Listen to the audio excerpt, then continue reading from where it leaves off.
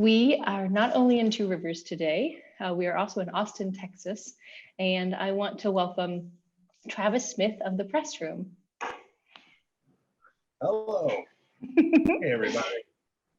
We are really excited because we're going to learn more about the Alamo Drafthouse Press Room and its vast collection of letterpress movie ad blocks.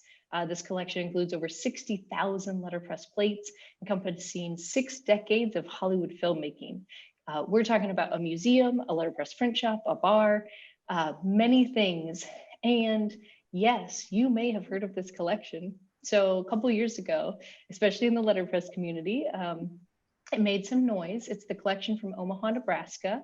There was a great video that shared more about it, and you might have even seen it on Oprah. So I love that we get to go straight to Travis. We're going straight to the source. He's going to share more about it, tell us more about it, and tell us more about their plans. So thank you, Travis, for being here. I will I didn't say one really important thing. If you guys have questions, feel free to put them in the chat. I'll be happy to ask. But today's a little more relaxed. He is going to show us around, and you can also unmute. And when you see, and I won't reveal what we're going to see, but when you see things you like, oohs and ahs are appreciated. So feel free to not be quite so buttoned up for this one today. We're here to have fun and see what's part of the collection. So that's when I'm going to hand it over. Thank you, Travis. Awesome. Thank you, Stephanie. Thank you, Jim. Thank you, Hamilton, for having me. Yeah, welcome to a 1940s school cafeteria.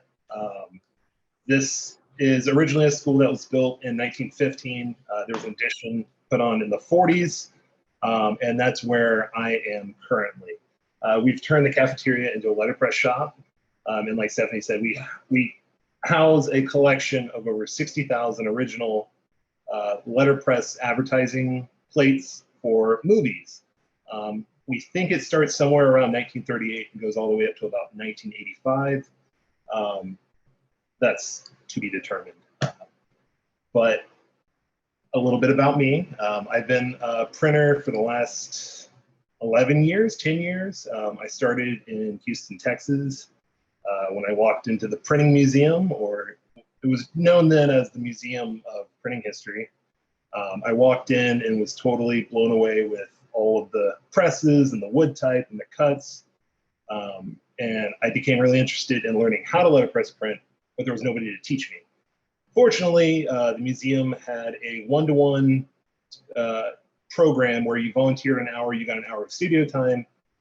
I had just finished graphic design classes and was looking for something to do with that. They needed a graphic designer, so I came in and I started designing pamphlets and flyers and accruing studio time. And the then director, Amanda Stevenson, started showing me around, started letting me play with the presses and getting dirty. But I was taking so much of her time that she eventually was like, hey, I don't have time to be holding your hand in the press room. You should go talk to these people. They have a press that they just started, and maybe they would have you on. And that was Workhorse Printmakers there in Houston. Jennifer Blanco, John Earls ran that press. And that's where I worked up until 2018. Just learning print stuff. And that's where I really fell in love with printmaking. So yeah, in late 2019, I met somebody here at Alamo Drafthouse who was working on a personal letterpress project. And he asked me if I could print it for him. Or a personal project asked me if I could letterpress print. I said, sure, let me do it for you. I ended up printing it for him. Around that same time, the founder of the company, Tim League, negotiated purchasing the collection, which, again, if you haven't seen, there's a documentary on Venmo called The Collection, all about this collection of blocks. Like Stephanie said, it's been on Oprah. I think it's been on some other TV shows. It has some prestige for sure. So I knew about it when this documentary came out. I can clearly remember Workhorse promoting the documentary at South by Southwest. That's the exact same showing that the founder of the company saw that. So there's this half degree of separation between me knowing about this and then me ultimately managing the collection, which is pretty bizarre.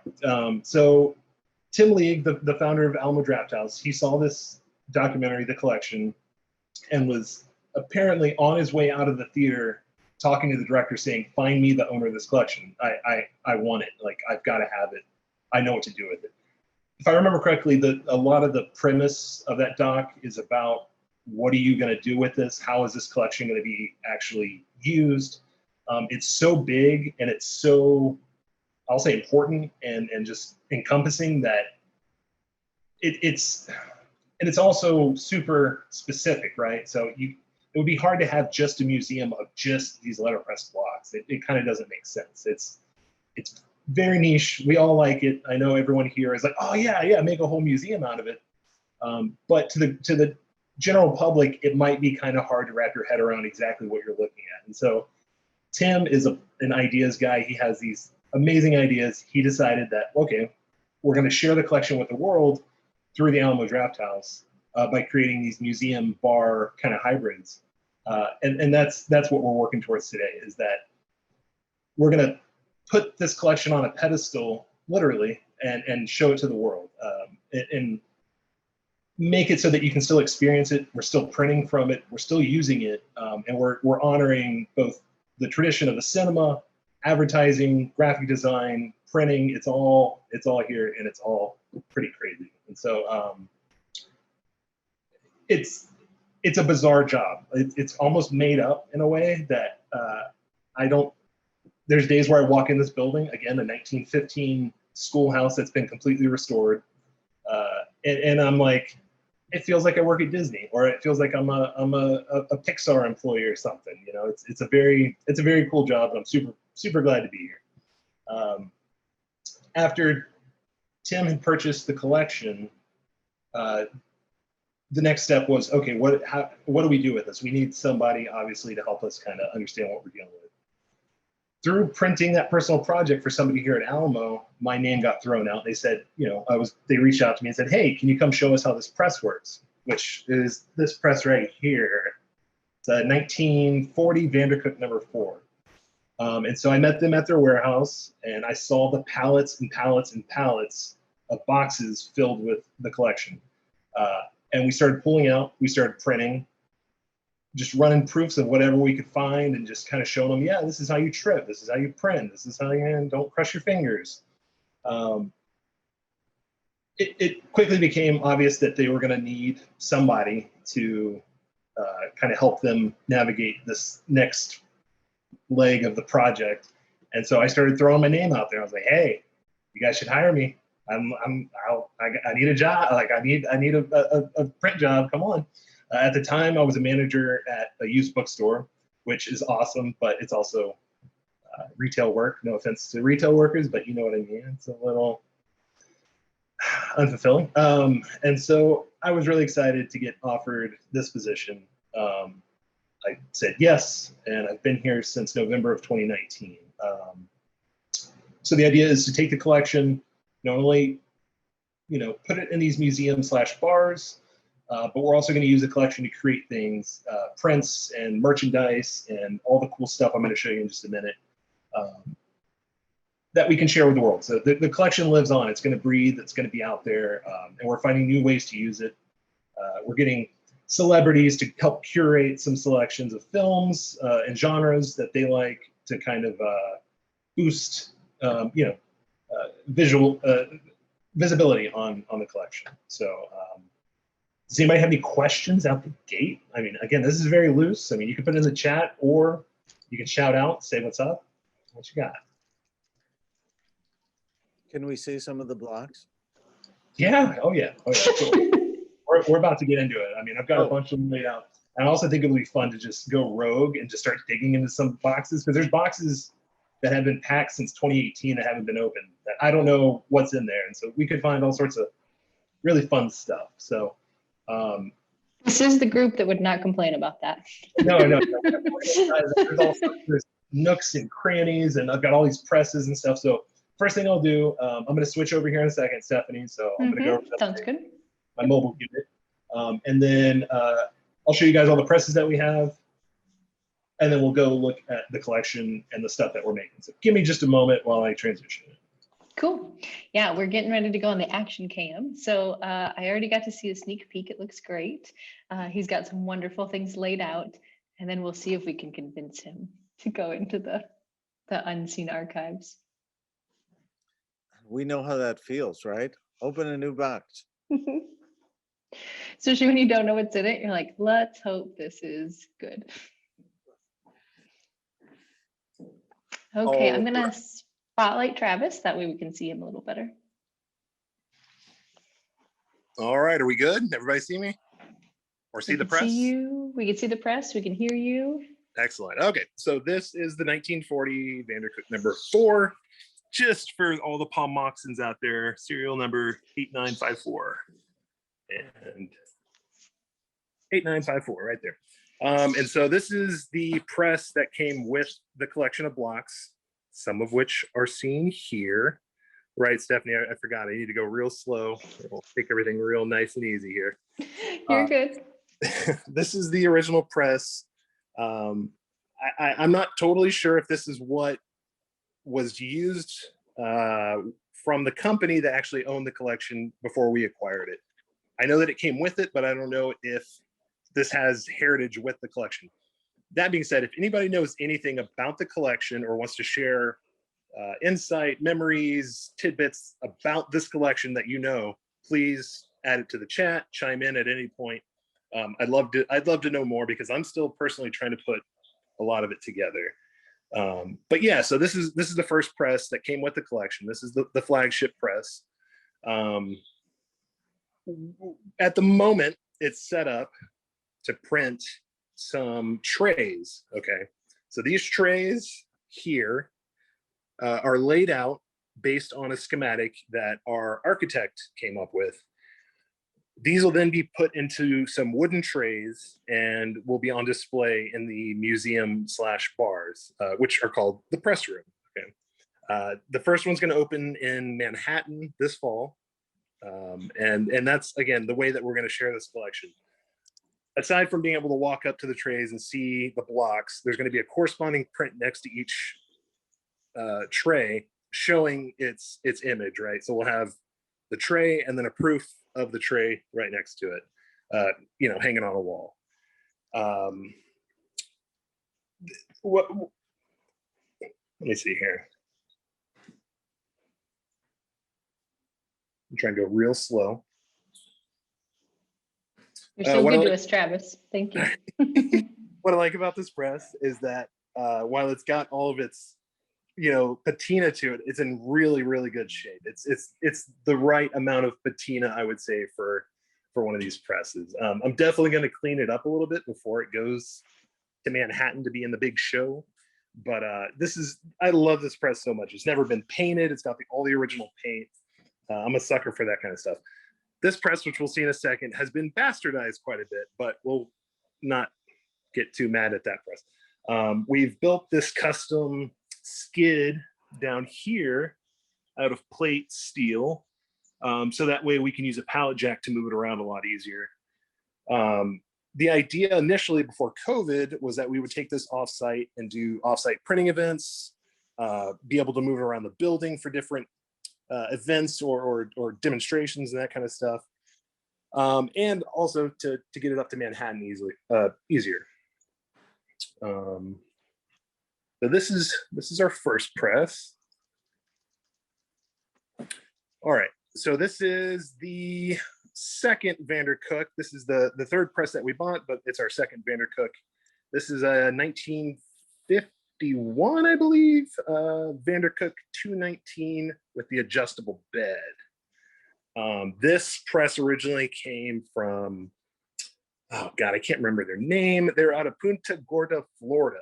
And they had originally bought it from, I believe, a poet in Louisville, Kentucky. So if anybody knows anything about a poet in Louisville, Kentucky that used to print on a Vandercook 219, put it in the chat. Let me know, because those are, I love the history of presses and knowing like, oh, this has been used here and it traveled all around the country, and that's very interesting.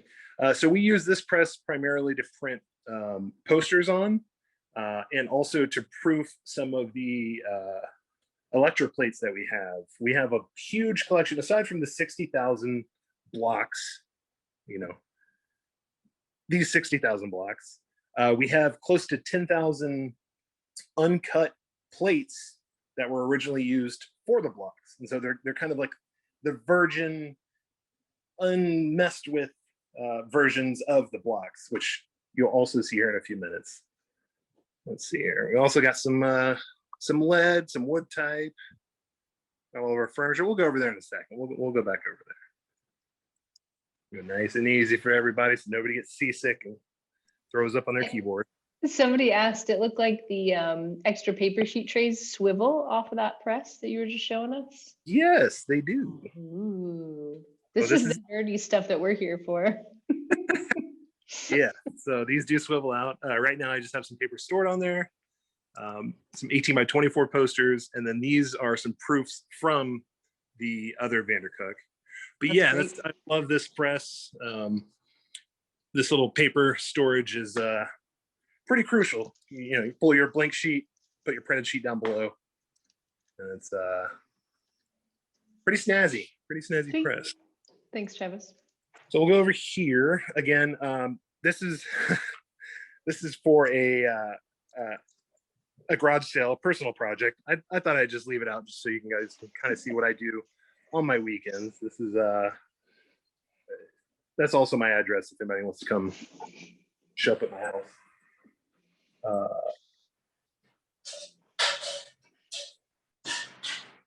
Type here, furniture racks. So here, Mary, I'll show you in just a minute. I got all of our products over here of stuff that we've made, and you'll see in just a minute here. Here's just a random selection of horror and monster movies. Oh, at the garage sale. Oh, all sorts of fun stuff. Housewares, junk, all the good stuff.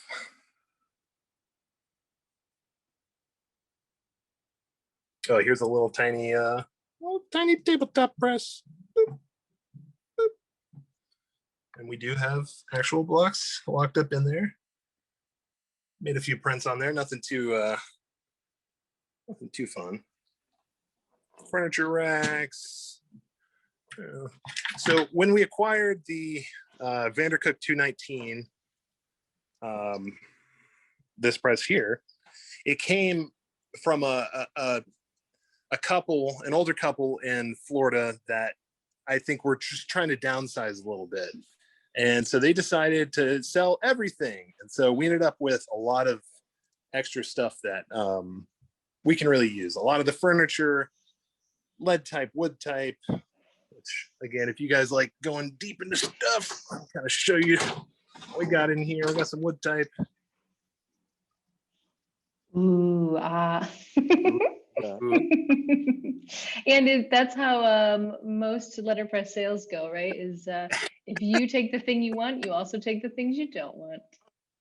So we ended up with, and you'll see here in a second, a Chandler and Price and some other tabletops. So it was a good haul. And the fact that I was flown out to another city to kind of scope it out, I felt like it felt very bizarre taking a flight to go. Usually I drive down to somewhere to see what people are giving away. This time I had to take an airplane. This is our paper cutter, Challenge 305. Pretty standard, but it's again pretty nice, snazzy. Over here we have our Heidelberg Windmill Red Ball. We do a lot of production on this. Alamo Drafthouse does a lot of promotional things, a lot of giveaways, and so we've been giving away, and I'd be interested to hear if anybody's gotten any yet. We've been giving away some postcards and printed stuff at some of our theaters for movie premieres. And so this is the press that usually runs that stuff. We're usually doing in the thousands, and so it helps to have an automatic platen press. A little preview of the Horde. Oh boy. And then our last press or second to last press, I guess. which needs to clearly have some love and care, is this 8x12 CMP. It works though, and I'm going to put a treadle on it, try and get it back in running condition. The rollers are completely melted off of it, but it turns over very smoothly. Seems nice and balanced, and so I'm eventually going to get this up and running. Also got more trays of type, ornaments and stuff there. Hans, this is for you here.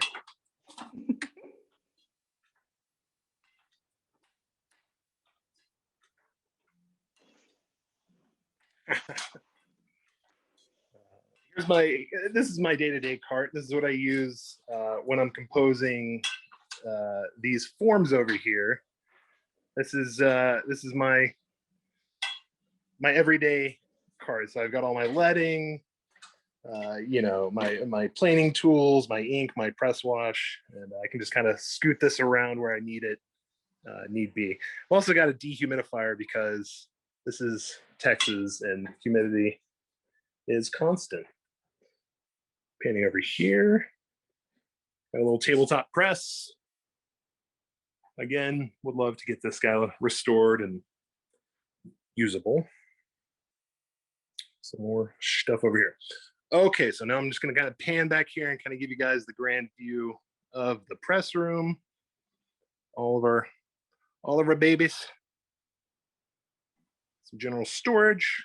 Okay, that's pretty much it. Back here, I do have a closet where I keep all my tools, all of the ink, a bunch of extra stuff, including what we call the bangers. And these here are the ones that have been determined to be good movies.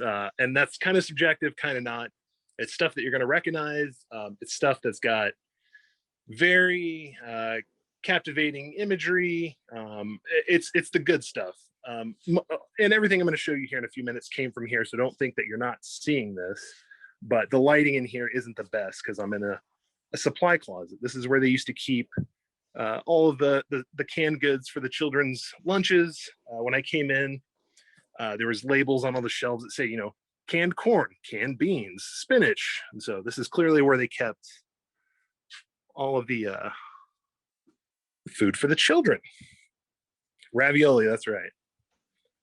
Again, quick little preview of what we're looking at here is the collection. And again, you'll see some of these in just a moment. These are the trays that'll be on the wall in Manhattan. Currently, they have a plexiglass with some protective film on it, so you can't really see. But if you follow me over here, start taking a look at some of these blocks. So this is what we're looking at.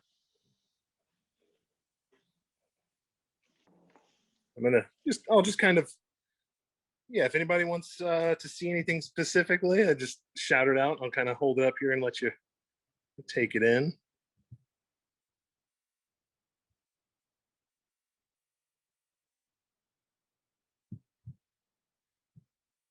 Ian, when you ask, is storing them horizontal or vertical better, or does it not matter?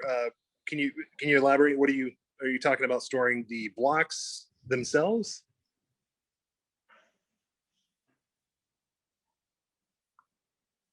Yeah, he asked that question, yep, when you were showing the block storage. Gotcha. So a lot of them are stored vertically. Some of them are, obviously the ones that are in the closet are stacked up just so that they don't fall forward off of the shelf. We're super careful with making sure that we're not damaging the plates any more than they already are. In my expert, non-expert opinion, these weren't taken care of. They were taken care of. Let me rephrase that. This is a massive collection, so trying to finesse a 60,000 piece collection is going to be really hard. And so as you can kind of see, I'll zoom in here.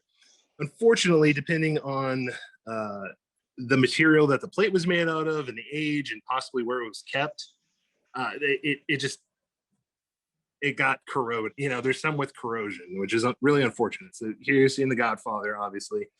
And it'll still print, but it's not going to look super handsome as something like this obviously would. Right. So here's Gone with the Wind. And there were a couple questions about the materials. We Yep. are seeing lots of metal faces with, it looks like maybe wood bodies. Do you Right. have any, or any actually wood at the printing surface? No, there's no wood blocks here. Everything is some kind of probably magnesium or zinc, I would suppose. But no, nothing wood except for wood type. Great. And then to that point, I'm going to continue with a question I saw earlier that asked about oxidation. Do you guys have to worry? Yeah, what are you guys doing for that? So like I said, some of these are too far gone. We've got boxes of them, unfortunately, that won't print. Like you can ink them up, but the oxidation has risen to a point where it kind of has blurred out the image so much that's not even really worth looking at, which is totally unfortunate. We're keeping all of those, but some of these have slight oxidation, and I can actually use, you know, an electroplate brush to kind of scrape it off. And so typically try and do that outside or somewhere super well ventilated. But yeah, there's some that are just too far gone, and I can't for the life of me understand, you know, why some look okay and why some don't. And perhaps some of the folks here can chime in and let me know, is this indicative of a different material, or is this just a different veneer that's put on top of the material to keep it? You know, how come all of the copper finished ones ended up holding up so well, but then these ones that have the blue seem like a lot in the collection are just total trash? I don't know. I do think it is a slightly different material, and any of the printers in the group want to unmute, please feel free. Yeah, for real. I know Jim has lots of experience with printing the different ones here at Hamilton. Right. Here's a kind of one of the crown jewels of the collection. Star Wars. I'll try and see if you guys can get in on that there. I will ask a question. Yeah, Stephanie. I think it's fun because we have two groups. Like you have people who like, we want to keep seeing the movies, and we also want to talk about the materials. By all means, yeah. I can't. I'm looking at the collection, and so I'll just holler them out. Yeah. You're doing great. And I'm actually going back to some that were asked previously as well. Sure. And because one person had a question of, are you printing with the original blocks? Are you guys making plates? And are you doing some of both? What are you using to print? So we are doing both. For the trays that we're printing that are going to Manhattan, we're printing the one. I'm just going to kind of slowly pan back over here so I can kind of explain this aspect. So again, these are what's going to be on the wall at the Manhattan location. You're going to have the actual tray, and then you're going to have the one physical print of that tray, its corresponding print. We're also printing 2 archival copies that we'll keep here, but we're also printing 30 of each tray that'll be on sale for the opening weekend. So that way you can walk up to the wall, and these will all be numbered. So you can say, oh, I love The Curse of the Fly and Red Hot Wheels. I want this poster. And it'll have a little number plaque at the bottom that says 67.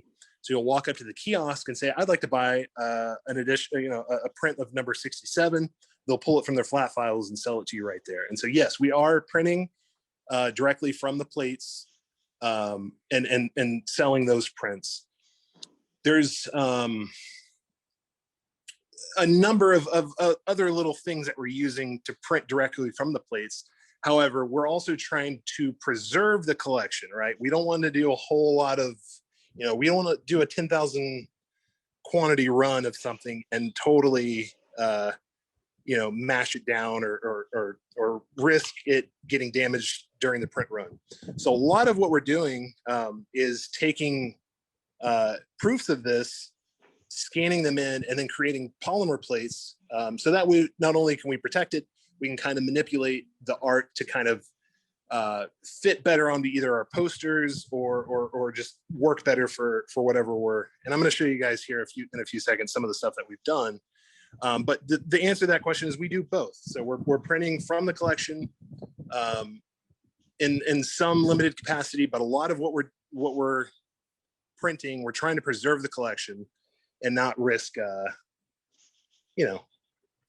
something falling out of the press during production. No, that's great. I've seen this question a couple times. What is the biggest block you guys have? Biggest one. I actually found it this morning, or I should say, I've seen this before, but I had the realization this morning. So we'll go over here to the Beatles section, and it's actually this plate right here. I have not seen a bigger plate than this, and this is not typical for the collection. I have to assume that this is for a poster or some kind of promotional. But this is a big old honker, and it's got all the Beatles on there, the logo. It's a pretty cool thing. So I'll kind of come in tight here so you can see we got a whole box of Beatles in there. But to answer that question outright, this is the biggest one that I've seen personally that came from the collection. But on average, these are the biggest ones. I think these are quarter page or eighth page ads. I'm not totally sure. But these are the biggest ones. And then these right here are the smallest one, which are about a 1/2 inch by 1 inch. And would that go back to the use of how they were used originally? Yeah, of course. Yeah. So I can't speak to exactly, newspaper layouts, but yeah, these would all kind of be standardized sizes so that you could fit them all theoretically onto whatever standard size page was in that decade. What I have noticed is that there's slight variations depending on the decade of the block itself. So like, there's different widths and different heights depending on the decade that they came out. So there is some variance there, but it's pretty consistent. Like I said, we've been able to give the architect these kind of standardized sizes, and he was able to kind of come up with these patterns that we could replicate over and over to produce the trays so that we can share the collection with everybody. Nice. And are you seeing mostly one color plates, or do you have any that are like 2 color that go together? So I have yet to come across definitively any 2 color plates from the collection. There are some 2 color, I'd call them like cuts, just kind of like random cuts that maybe somebody ordered from a catalog that are more generic, that are like holiday themed or kind of just kind of stuff like this, which is just general, I would say like theater fodder or theater kind of flash that they would put, on their different advertisements. But no, I haven't found any actual 2 color plates, which I've kind of recently had more of an appreciation with the fact that all these were designed for 1 color process, and that the design choices that they had to make were kind of predicated upon being able to grab your eye with 1 color. So the type treatments, the imagery, the way it's coming off the page, all of these had to be kind of, screaming in a way to kind of get your attention. And so I find that really interesting, all the different kinds of choices that the designers, and again, I don't know anything about the designers. I don't know if these came directly from, a lot of these obviously are going to come from studios, but you get a lot of these weird kind of B movies. And my question is like, who are these people that were designing these? And, again, they were designing for 1 color. So they really had to kind of make it pop and grab your attention. A good thing to use in classrooms for teaching graphic design students too. The idea that you don't have to use 48 colors to get your idea across. Well said, Stephanie. And this actually does come up to a good question about copyright, and you have these different places these come from. As you guys work with the collection and print with it, what do you have to do and what do you have to consider for copyright? So good question. I do believe that the lawyers here have looked at that pretty closely, and we are definitely working within the boundaries of copyright protection. Anything And I'm going to say that with a grain of salt, just because I am not in any way a legal expert or a copyright expert. But it's my understanding that after a certain date, and correct me if I'm wrong, I think it's 25 years. There's a date that's the cutoff, and we're told that anything after that is kind of fair use to use if we create something new from it, right? So we're not just printing this and saying, here, take the Dr. Strangelove plate. We might be putting it into one of these compositions where it's kind of reworked and remixed, if you will, into a new piece of art. So there's a little bit of to me, like a gray area, but I think that makes sense as far as, you know, we're not necessarily writing strictly on somebody else's bag, right? We have the same thing here. We have pieces in our collection that came very specifically from groups that we always have to be mindful of. Ooh, Sure. Young Frankenstein. There you go. So I'll show you guys right here. Here's one of those plates that I was talking about, the electric plates that has been uncut. So here's for Ben-Hur, and you can see it's got all the different sizes on there. And I, you know, these would eventually be cut down and mounted onto wood plates, I assume, unless these are always supposed to be, you know, maybe used for press kits or something. I do have a electric plate base plate, so I can actually kind of put these down. Here's one for Goldfinger.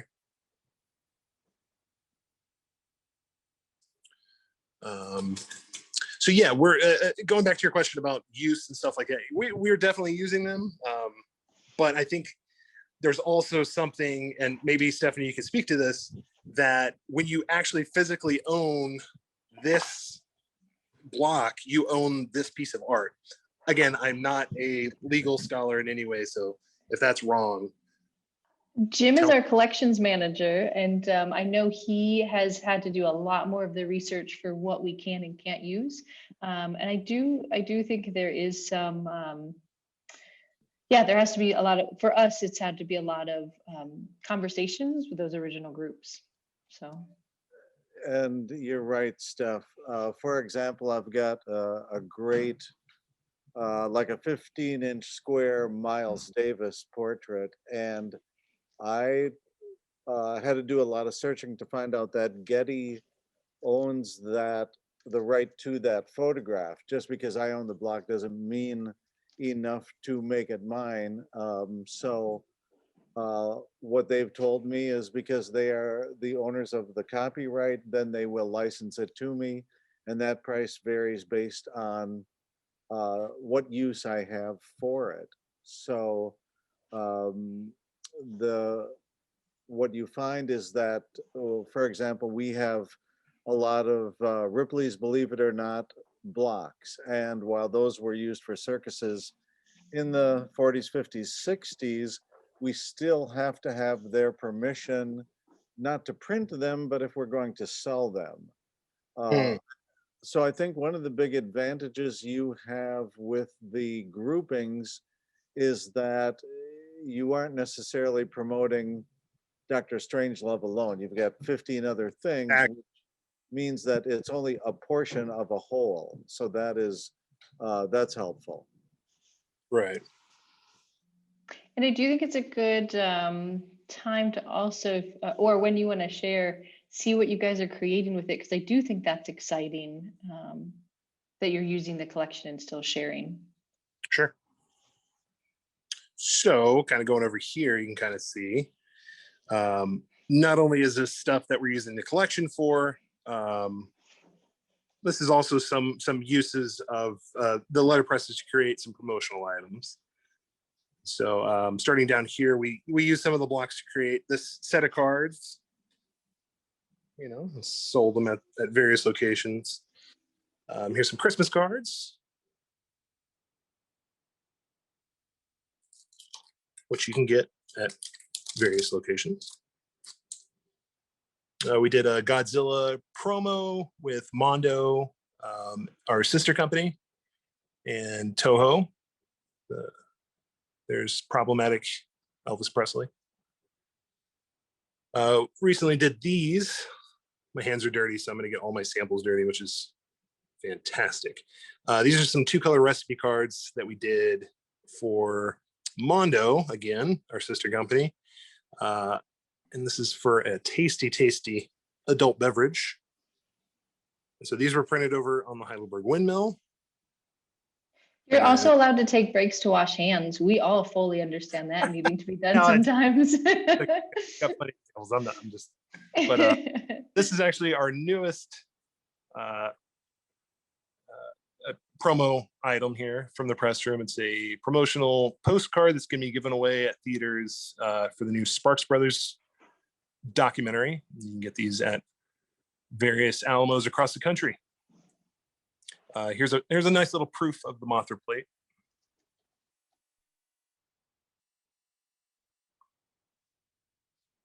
Here's some coasters.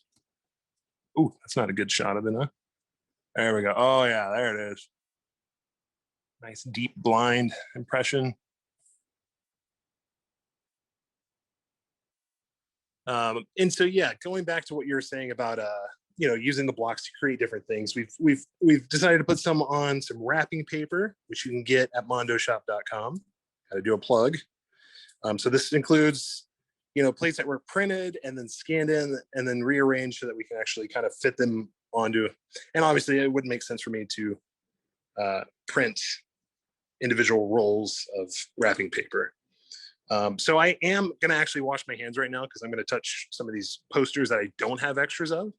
So give me just a moment here. And that's fine. I'm going to undo Spotlight just for a second. We're going to look at everybody. We've also got some really good comments in the chat. And Abra, I want to say thank you for sharing so much that you're sharing about the behind the scenes and giving us some good links. So that's been working really well as well. And I'm gonna try and share some other links that way if you guys want to purchase any of these, you can also get them.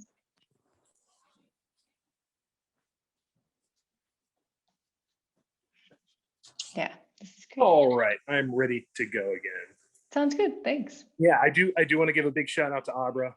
Abra has been my guiding force through a lot of this. She's been right there with me in the warehouse, digging, getting sweaty, doing weird stuff. And so shout out to Abra for all of her help through everything via Press Room. This is one of my favorite posters that we've printed. Not that it's like picking favorite babies, but I really like how this one came out. This was a poster curated by Alex Winter. Alex played Bill in the Bill and Ted franchise. He also is a huge Frank Zappa fan. And he released a Frank Zappa documentary last year. So we had Alex curate some titles that either directly or indirectly influenced Frank Zappa, who was into kind of the weird B horror movies of the day. And so what you'll see here is we've got a lot of those kind of laid out here. And this is a 3-color print, 2 split fountains and the black. And so these were all printed over there on the Vandercook 219. And then we sent them off to Alex and he signed them. And so these are all the posters I'm about to show you, I believe, have unfortunately sold out. But yeah, this is one of my favorites. I really like how the colors came out. So it's all downhill from here. Everything else is not as good. No, I shouldn't say that. But yeah, there's some good bangers in there.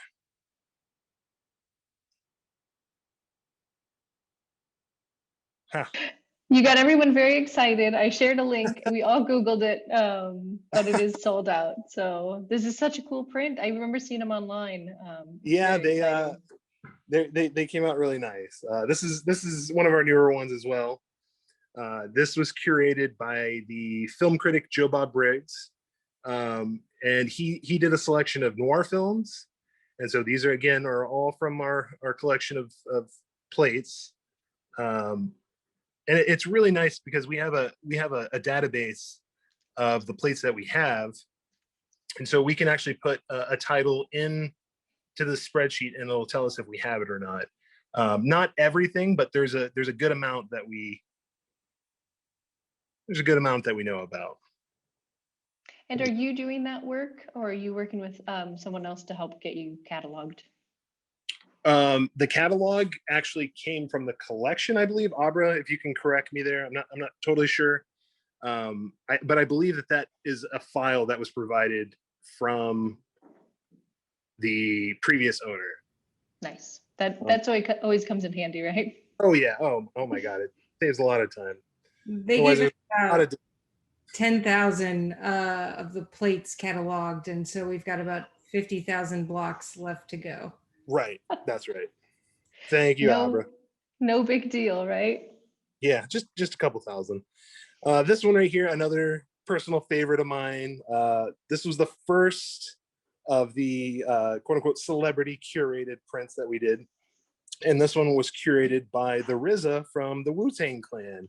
And it's all of Kung Fu films that he selected.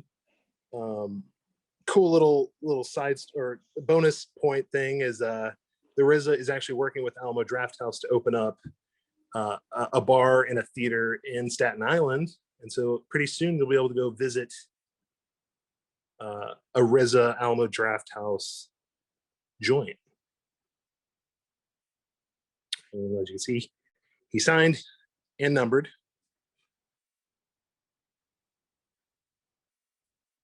And then we've got an Elvis print that we printed on the Vandercook, and then we trimmed them down. Some were sold as posters, but then some were turned into postcards. So those are some of the posters that we printed. Just kind of flip back. Those are great. And I love the idea of it being curated, that you're working with other individuals is really, it's a wonderful tie-in. Sure, and we've got some others in the works. Nothing I can definitely confirm yet, but we've got an idea for one based around stunt people. And there's a few other on the burners that I'm not totally ready to talk about, but that are very exciting. So y'all stay tuned. And if you follow the press room on Instagram, and if you follow Mondo, which is Mondo News on Instagram, we always announce when those are going to drop, and they do sell out fairly quick, especially through the Mondo site. And so make sure you follow that, because when they go live, they're gone. Okay, so kind of transitioning over to here. Again, this is a majority of the collection that we have. That looks a lot more leany than it is. It's just, that's the way it's settled.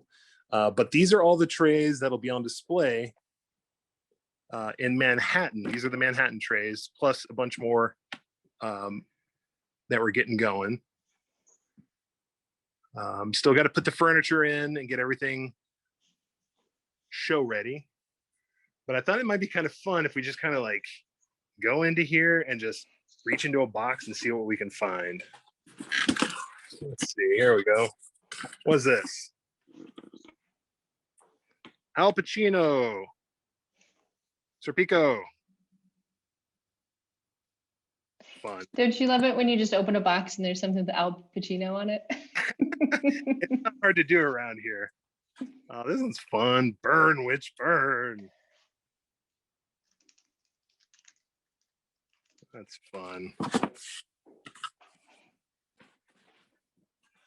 Here's another one. Again, these are all sorted by size. Okay. Tokapi. Let's see here. I mean, it's really hard for me to I can't convey how much fun it is to like open a box and see a window into graphic design history and movie history, and it's just like the art on the, I don't know, everything about it makes me giddy. Like, this is what I would do on my days off anyways, is like go to an estate sale or go to a barn sale or a print shop sale and just dig and see what I can find. So the fact that I get to come in every day for work and like do that for my job is a lot of fun. And yeah, I'm very glad that this collection is being saved. As a letterpress person, it really kind of warms my heart to know that this collection is being taken care of, and that it's going to live on. Because as I'm sure we're all familiar with, you see those posts or those pictures of a press heading off to the junkyard or something. That always hurts your heart a little bit. So it would be a shame if all of this collection wasn't saved. And you had shared earlier that there are going to be those pieces going to Manhattan and some prints going to Manhattan. And I'm trying to remember, did you say the press was also going to go to Manhattan? Like, will you be printing in Manhattan then? Okay. Yes, thank you. I actually meant to touch on that earlier. So yes, this Vandercook down here will eventually live in the Manhattan location. And the idea is that we're going to be able to have live printing events. And so there will be some days where a press person will be there doing live demonstrations. They'll show you, there's going to be times where we'll have the ability to print off the press. You can book the press room for a private party or a private event, and have your guests get to print their own posters live during the event. So yes, this press right here will eventually be at 28 Liberty Street in a beautiful Manhattan, somewhat beautiful. I think Casey was asking about printing with the plates. So there you go, Casey. You just have to have a printer party, invite us all. And we can go print those plates. No, that's we've had again, so redundant to say, but COVID has totally messed up everything. We had a lot of plans, Abra and I, to host not only internally the Alamo staff to come in for happy hours, essentially, where we would get to come in, do a little bit of printing, learn about the collection, because the more people from the company that know about this, the easier my job becomes, because then I've got other people out here kind of singing the praises of the collection, right? And so we were going to do that. We are going to have, I think it was on Wednesdays from like 4 to 6. You'd come in, we're going to have some beer, make a couple prints, and just kind of shoot the crap. And then we've also hosted a couple of neighborhood events where we've invited people in, same kind of thing, get to come see the press, see how it works, and kind of sing the praises of Letterpress. And so here is an example of one of those trays. I'm not sure if I showed this fully, but this is one of the trays that'll be on the wall in Manhattan. Obviously, I've taken the plexiglass off to avoid the glare, but there would be a protective piece of plexiglass so that it's not actually accessible, but you can get up as close as you would like to kind of see without getting your greasy fingers on everything. But that's one of the trays there. That's lovely. And yeah, we get to see the magic of like people seeing printing for the first time. It's always magic to them. Oh yeah. And no, that's one of the best parts, is there being nothing on the page, and then with one turn of the crank, all of a sudden you've got a print. And then you guys have such an amazing collection of what the pieces are that just adds to that, which is great. Oh yeah. Let's see here. I'll just pull out some of these proofs. These are my tester sheets, my setup sheets, just so I can make sure everything's registered. But I can't get over how many movies exist. It's there's just so many movies I've never heard of that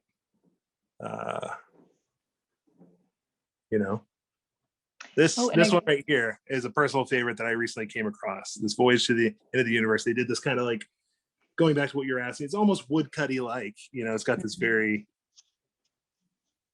woodcut aspect to it. But that's great. It'd be fun to see that big. Oh yeah.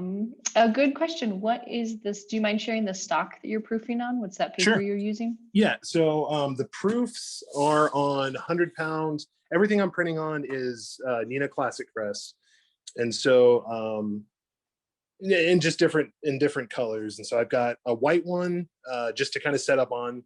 This actually might not be, this may be Mohawk. I can't totally remember what my white one is, but this is the one I bought just to get registration. The ones that'll actually be on display is Classic Crest, but we went ahead and went with like a kind of a darker gray paper, just because we were afraid, and we've tested it out, and I'll take you guys out here in a second to show you the prototype wall. If we had a white sheet with like all these blocks, it was going to create a very checkerboardy pattern, and visually it just looked kind of weird and kind of jarring to have this like very checkerboarded wall. And so we're going to dampen that down a little bit by printing all those proofs on this kind of gray stock, which again, Neenah Classic Crest, I think it's pewter.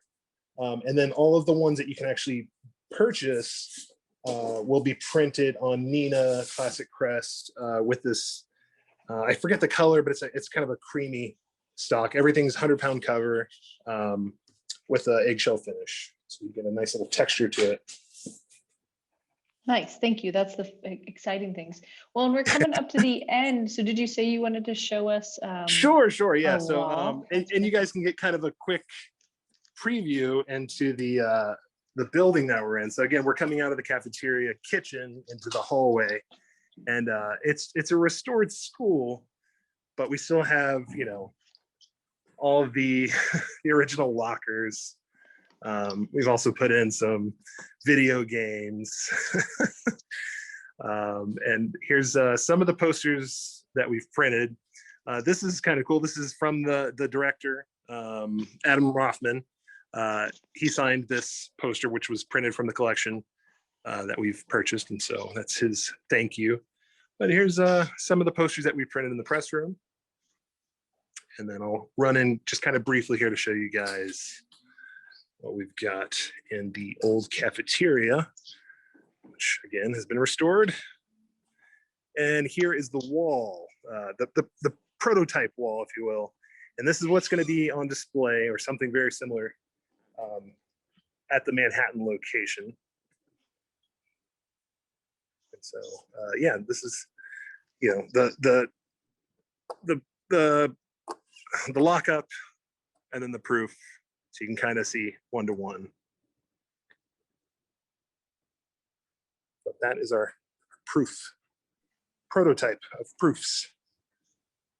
That is an amazing, and we got a wonderful invitation from Abra that if anyone is located in New York, reach out, and they'd love to have some great letterpress folks at the opening of Press Room. Yes, yes, we want all of our New York friends to be there. I would say this is the group to ask.